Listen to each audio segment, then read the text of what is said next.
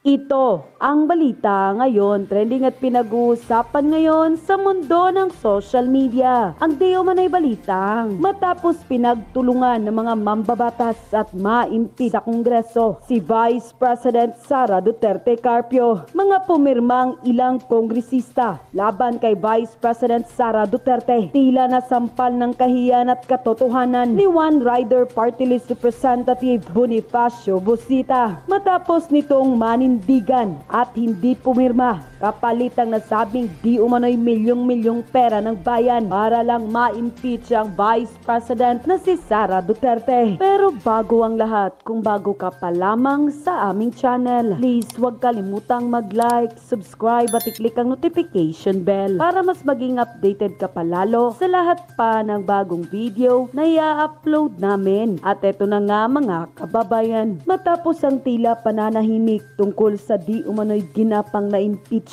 ng isang araw lang kapalit ang di umano'y milyong-milyong pera ng bayan para sa pirma laban sa Vice President na si Sara Duterte. One Rider Party List Representative na si Congressman Bonifacio Busita tila binasag na ang katahimikan at tahasang nagsalita na sa publiko na tila sumampal ng katotohanan at kahiyan sa mga ilang kongresistang mambabatas na nagmadaling pumirma para sa impeachment ni Vice President Sara Duterte at tahasang nanindigan na may prinsipyo at hindi bayan. Matapang na nagpaliwanag kung bakit hindi siya pumirma ng impeachment complaint laban kay Vice President Sara Duterte. Sa isang pahayag, nilinaw ni One Rider Party List Representative at Senatorial Aspirant Bonifacio Busita kung bakit hindi niya pinirmahan ang impeachment case laban kay Vice President Sara Duterte sa Kamara. Banat pa ni Senatorial Aspirant Busita, and I quote, "Nirerespeto ko yung mga kasama kong congressman. But for me, pag nabasa ko yung impeachment complaint, hindi ako pipirma.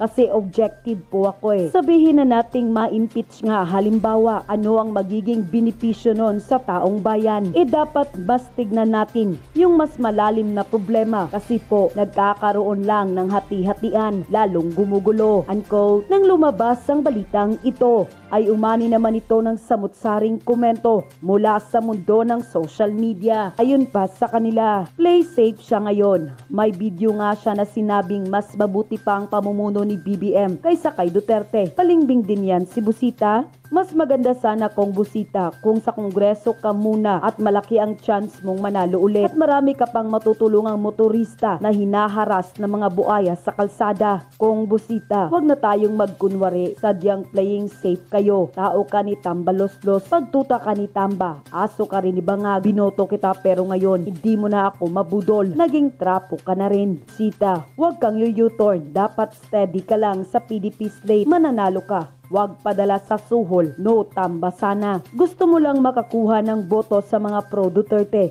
Tsaka ni minsan hindi mo pinagtanggol ang Duterte, bagkos siniraan mo pa. Sana diretso siyang sumagot sa standya sa impeachment ni VP Sara. Need natin ang number sa Senado after sa election. Need namin ang klarong Duterte. Unquote.